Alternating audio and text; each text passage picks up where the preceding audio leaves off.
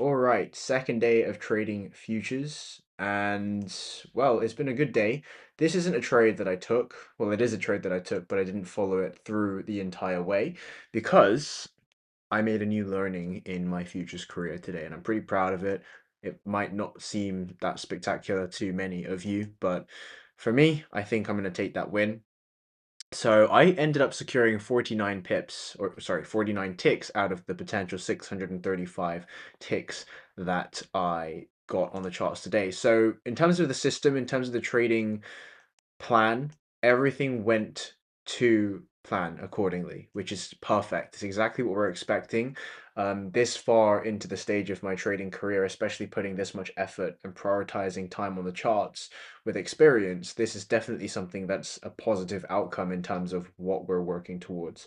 Minimum 1 to 2 risk to reward ratio with the current 100K account that we're looking to trade up with the challenge. Your uh, minimum limit for targets is 6%. So we've currently gained just under less than 1% over the course of these 2 days, but it's again trying to get used to new sort of like a outcome, not outcome, sorry, the overlay and the different platform and trading this. So I'm trying to make it a bit more customized to me.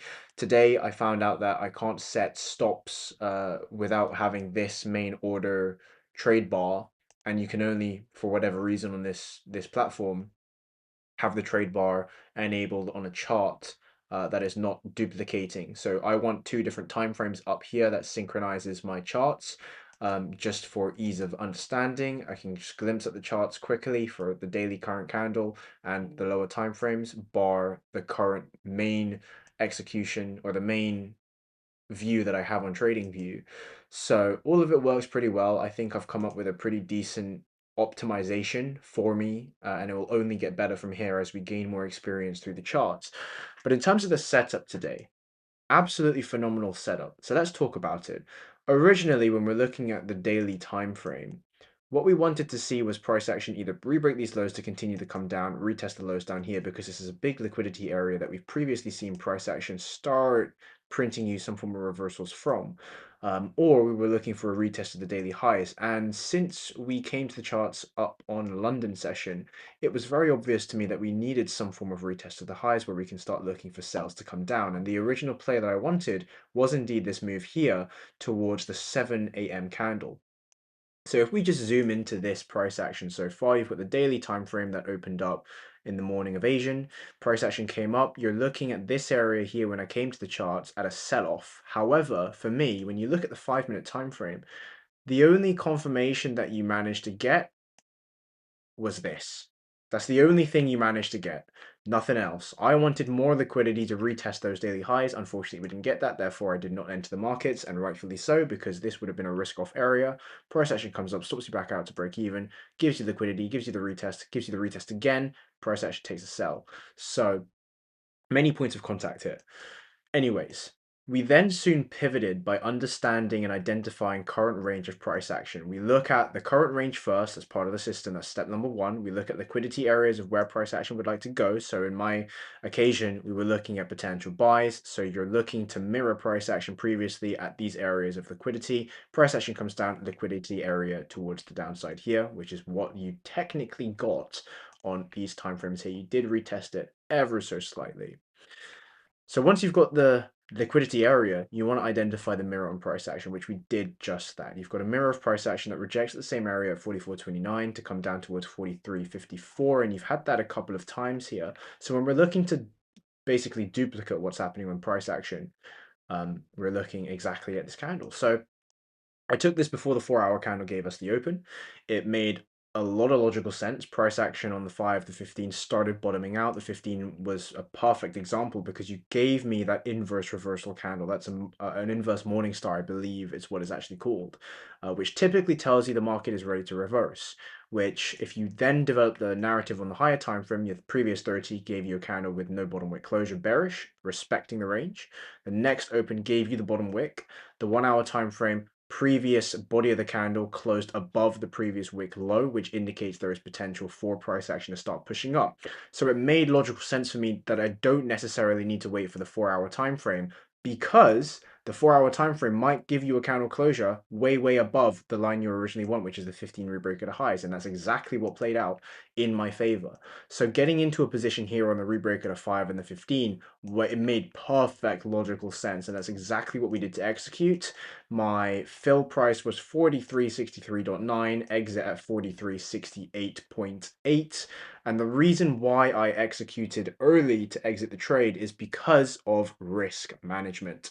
When I am using this platform, when you look to place any form of sell, buy, whatever, I was looking at relying on setting my stop loss based off of this, but I can't seem to find anywhere that I can manually input this price where I can copy paste 4339.04 and then paste it in a stop, unless I just do a manual buy stop order, which is what I originally did, but then I quickly came to realize that if I get filled at that order, it's just going to open another order and it's not going to close out my positions, which is a way to do it, but it wasn't the way that I wanted to do it. So I closed out the position and I was looking for re-entries, and obviously that didn't make any sense because the trade was the trade. I'm not going to look for another entry. So we secured the 49 ticks. That's completely fine. But now I've worked out if I trade one contract, this is micros. So one tick with one contract is equivalent to $1. Every single tick price moves, I'm gaining $1. So 49 ticks is $49. I'm on a 100K account. My priority now is to risk minimum 1% and maximum 1% per trade on a minimum 1 to 2. If I want to get 6%, that means I only need 3 really good high quality trades in order for me to pass this account. That is the goal that I'm trying to achieve. So if I need to work out $1, one tick with one contract, my average stops is around about 200 pips, 200 ticks.